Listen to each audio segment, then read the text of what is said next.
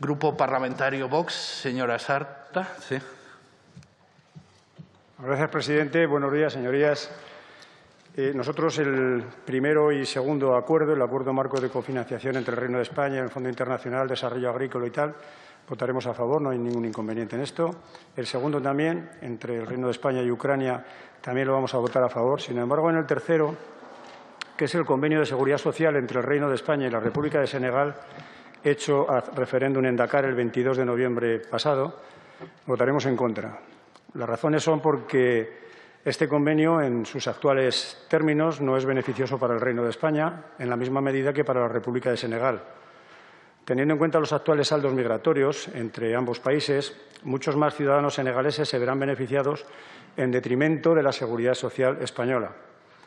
Para solventar o minimizar esta cuestión, se debería implementar un periodo mínimo de cotización a la hora de reconocer las prestaciones de las que trata el convenio. De otro modo, a pesar de que formalmente el convenio es recíproco, los datos reales nos muestran quién saldría fundamentalmente beneficiado. Actualmente, en España, viven 76.973 senegaleses, mientras que en Senegal tan solo 2.336 españoles residen allí.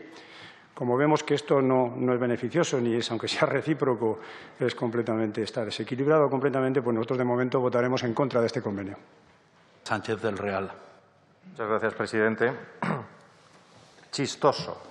Ahora, que el término chistoso venga del señor Bildutarra aquí presente, hablando de represión y de violencia, poca broma con los herederos de ETA, la verdad. Mire, yéndonos a Bielorrusia y al régimen de Lukashenko, también herederos de algo. Son sus costumbres. El señor Lukashenko, miembro del Partido Comunista de Bielorrusia, el único miembro bielorruso del Soviet Supremo, de la Unión Soviética, que votó en contra de la disolución de la Unión Soviética, el único dictador de Europa, como se ha definido en numerosos documentos, que es precisamente socialdemócrata, y claro, al que Hugo Chávez definió como el modelo a seguir por todas aquellas naciones que quisieran adoptar el socialismo o el comunismo. Enhorabuena por ser herederos. Estos herederos, claro, heredan también estas costumbres. Son sus costumbres. Alguno diría, son sus costumbres, habría que respetarlas. No, no hay que respetarlas porque tienen la costumbre de perpetuarse en el poder, en este caso por 6 veces, en hacer elecciones fraudulentas para mantenerse en el poder o simulacros de elecciones, o además adoptar la violencia contra los ciudadanos. Están a un pasito, evidentemente, ya los están mandando, no los llaman checas, no los llaman gulags, pero desde luego sí que está llevando a sus ciudadanos a los mismos sitios donde vienen siendo sus costumbres social-comunistas. Por eso, Europa ya tiene que reaccionar. Europa ya ha reaccionado. Nuestro grupo, como parte en el Parlamento Europeo, a través de RC, firmamos la nota conjunta reconociendo la victoria de Svetlana Tikhanovskaya en una reciente reunión con ella. Además, se lo pudimos expresar directamente. Y España creemos que sí. España debe condenar, como bien pide la PNL, que por supuesto vamos a apoyar en todos sus términos. España debe condenar estas prácticas que son herederas del peor socialcomunismo como el que se vivió en la Unión Soviética, como vivía este miembro del Soviet Supremo, como quieren implantar algunos, como toman como modelo algunos en Latinoamérica, como toman algunos que quieren adoptar el modelo socialista, porque estas son sus costumbres. En segundo lugar, España debe estar a la cabeza de las exigencias de democracia. España debe estar a la cabeza de este movimiento internacional que exija la vuelta a la democracia, que exija unas elecciones libres y reconozca a los ganadores de esas elecciones allí donde se produzcan elecciones legalmente convocadas, por supuesto, no esos simulacros que algunos también tienen cierta afición, como acaban de expresar 2 grupos políticos aquí. No mezclemos cositas, por favor. Y España debe estar a la cabeza y España debe tener cuidado, tomar muy buena nota de lo que pasa. Son sus costumbres, son sus orientaciones, son sus modelos, como decía Hugo Chávez, estos modelos de eternizarse en el poder, ir con violencia contra la población y evitar que se salga de ese socialismo que en sus grados más moderados o más graves siempre acaba en lo mismo. Muchísimas gracias. Parlamentario Vox, tiene la palabra el señor González Coello de Portugal. Muchas gracias, señor presidente. Por alusiones, yo no soy falangista. En relación a la proposición no de ley, ni falangista ni comunista, ¿no? En relación a la proposición no de ley de los asesinatos de líderes ambientales y de ciudadanos indígenas y afrodescendientes en América Latina, cuando empezamos a leer esto, que nos sorprendió la iniciativa del Grupo Podemos, con interés, empiezan a hablar y citan ciertas fuentes internacionales, Global Witness, el Atlas de Justicia Ambiental, que identifica los conflictos ecológico-distributivos. Claro, cuando vamos a la lista de los países, primero Colombia, el segundo Filipinas, el tercero Brasil, el cuarto no aparece porque saltan directamente al 5, que es México, y el sexto tampoco aparece porque vuelven a repetir con el número 5, Honduras. Yo creo que se les olvidó mencionar a estos señores que en Cuba el 58% de los presos políticos son afrodescendientes, cuando representan apenas el 9,3% de la población. Es más, hay una asociación que viene a decir, si no recuerdo mal,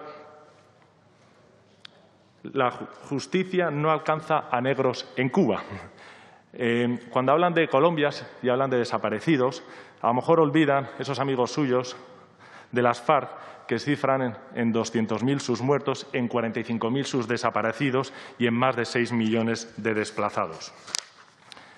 Si vamos a hablar del impacto medioambiental, que se ha comentado aquí en algunos casos, bueno, por cierto, el país número 1 en asesinato de indígenas en el año 2019 fue Nicaragua, con 49. Eso no lo han mencionado tampoco aquí. Si hablamos de hectáreas de bosque quemadas, hablaban de Brasil, que en el año 2019 se quemaron alrededor de 2,5 millones, pero es que ese mismo año en Bolivia superaron con Evo, el último gobierno de Evo, los 6 millones de hectáreas. Pero si hablamos de lo que ha pasado en Venezuela, esto es del diario de Caracas, en los últimos, desde que Chávez llegó al poder, se han desaparecido 10 millones de hectáreas. Para que nos hagamos una idea, eso es como Castilla y León, Cantabria y La Rioja junta. Los pueblos indígenas al sur del Orinoco, en Venezuela, que abarcan 33 etnias, donde están los Penón, los Anema, sufren el envenenamiento de sus aguas con cianuro, mercurio y químicos para procesar oro. Son sometidos a genocidios perpetrados por delincuencia organizada, comandadas por convictos de cárceles, denominados los pranes, terroristas del ELN y las FARC de Colombia, que operan las minas con anuencia del régimen de Maduro, brindando custodia, seguridad, ya termino, de Hamas y Hezbollah, que explotan minos, el cártel de los soles.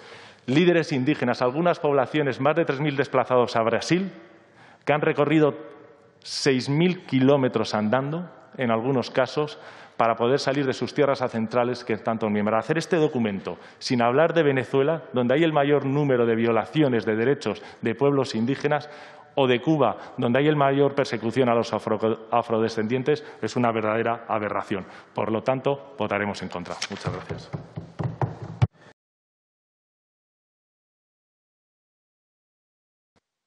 Gracias, presidente. Nosotros, la verdad que la PNL está bastante bien. Únicamente vamos a presentar 2 enmiendas de modificación, pequeñas modificaciones. La primera de ellas modifica el apartado tercero de la parte dispositiva, dejando la redacción como sigue. Insistir en foros y organismos internacionales sobre la necesidad de incrementar los recursos que se dedican a programas de prevención, mitigación y respuesta a distintas formas de violencia contra la infancia en situaciones de guerra y conflicto armado, con especial atención a los que afectan a las niñas, de acuerdo con la resolución, y esto es lo que hay que añadir, la modificación a la resolución 1325 del Consejo de Seguridad de Naciones Unidas del año 2000. Como sabe, las resoluciones del Consejo de Seguridad son de obligado cumplimiento. La justificación de este cambio es porque resulta imprescindible hacer referencia al marco normativo en el que debe encuadrarse la política que se pretende. La segunda enmienda, que también es de modificación, se va al apartado 7º de la parte dispositiva, quedando la redacción como sigue. Reforzar programas humanitarios y de cooperación que atiendan las situaciones de violencia sexual contra niños, niñas y adolescentes. Estamos hablando de niños, niñas y adolescentes, y todo además su PNL en general habla de los niños en general, ¿no?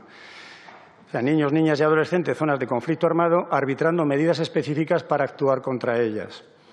La justificación es suprimir el tema de la ideología de género, puesto que no resulta procedente incluirla en esta PNL. Nada más, muchas gracias. Parlamentario Vox, tiene la palabra el señor Del Valle. Gracias, señor presidente.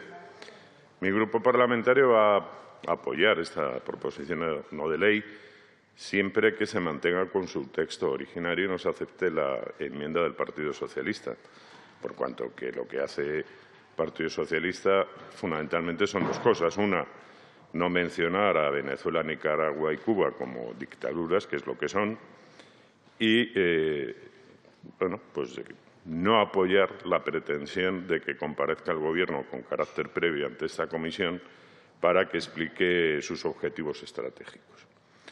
Me ha llamado la atención dos intervenciones de hoy, una, la del portavoz del Partido Socialista, criticando que se haya mencionado el escándalo de Plus Ultra, es que es un escándalo. Pero no es que solo sea un escándalo, es que a nivel internacional está sorprendido todo el mundo de lo que ha hecho el Gobierno de España. Una chapuza y bueno, y habrá que ver las consecuencias que esto trae, porque esto tiene que traer consecuencias judiciales. Una aerolínea que tiene un aparato y que ya ni vuela y se le dan 53 millones de euros. La única relación que tenía con España era que hacían vuelos Caracas a Canarias. Y era una línea que había quitado Iberia por la inseguridad que había en el aeropuerto de Caracas. Por Pero favor, en cualquier caso, y centrándome en el tema, decía el señor Santiago que no le gustaba la PNL porque mencionaba a Venezuela, Nicaragua y Cuba. Es que hay que mencionarlas. Es que yo no sé en qué mundo vive usted cuando dice que en Cuba la sanidad. Yo tengo una hermana que lleva 7 años viviendo en Cuba y con la cartilla de racionamiento no le llega ni para terminar el mes. No hay medicinas. Ahora mismo hay epidemia de sarna y epidemia de hepatitis y están con remedios naturales que dicen las abuelas de toda la vida, porque no hay medicinas. Y yo la mando medicinas y se las quedan los funcionarios de aduanas. Esa es la realidad de Cuba, señor Santiago. ¿Pero usted qué quiere vender? Si solo hay miseria, y nada más que miseria, y se lo puedo asegurar, porque de primera mano, sí, mi hermana es religiosa, es monja, y está allí atendiendo la miseria que hay con otras monjas españolas que no tienen ni para comer y que no van presumiendo de ello y que lo poco que le damos lo regala porque allí hay más necesidad. Y va con andrajos y está ahora con sarna porque hay epidemia de sarna. Y dice usted la mejor sanidad. ¿Pero en qué mundo vive? ¿Pero a quién quiere engañar? Si eso es a lo que lleva el comunismo. Es la puñetera realidad de lo que es el comunismo. Y el que quiera verlo, que vaya a Cuba. Primero si le dejan entrar, porque ahora con la excusa de la COVID no dejan entrar a nadie. Pero si le dejan entrar, que vaya a ver la realidad del comunismo. Lo que usted vende aquí como idílico. ¿Pero qué tonterías dice? Como decía, vamos a apoyar la PNL si se mantiene en su redacción original. Nada más y muchas gracias. Muchísimas gracias, señor presidente. Antes de nada, quisiera pedir a esta comisión que transmita al Gobierno las capacidades que hemos descubierto científicas por parte del señor Pisarello, ya no presente aquí, para realizar análisis genéticos. Creo que eso sería esencial para el desarrollo de la ciencia, su capacidad para analizar la genética de los demás, el origen de los demás, y que eso lo aporte a la prevención de cualquier futuro riesgo en las fronteras o en los españoles. Dicho lo cual, este africano sí quiere hacer un par de comentarios. En principio, la propuesta nos parecía razonable, nos parece que va en la línea adecuada, ya en consistencia con que ya nosotros el 24 de enero de 2020 empezábamos a hablar, ¿se acuerdan? El 24 de enero del año pasado ya empezábamos a hablar de cerrar o de controlar el acceso de determinadas nacionalidades u orígenes, que ahora parece que sí podemos hablar de cepas, pero en aquel momento no podíamos hablar del origen del virus, que era en aquel momento por lo menos limitado y controlado. Ya el 28 de febrero, en esta misma sala, el doctor Steckman defendió la necesidad de implantar controles sanitarios en las fronteras, no sé si hay mucho lío fuera, no da igual, sigo, al respecto de la llegada de potenciales nuevos contagios, como está diciendo el Grupo Ciudadanos, casos importados. En aquel momento, por parte de miembros destacados del Ministerio de Sanidad, se nos dijo que éramos xenófobos y racistas. Miembros del Ministerio, destacados miembros del Ministerio. Me alegro que gente en esta Cámara haya evolucionado no al racismo y a la xenofobia, como ha mostrado antes el señor Pisarello, sino al control necesario de nuestras fronteras.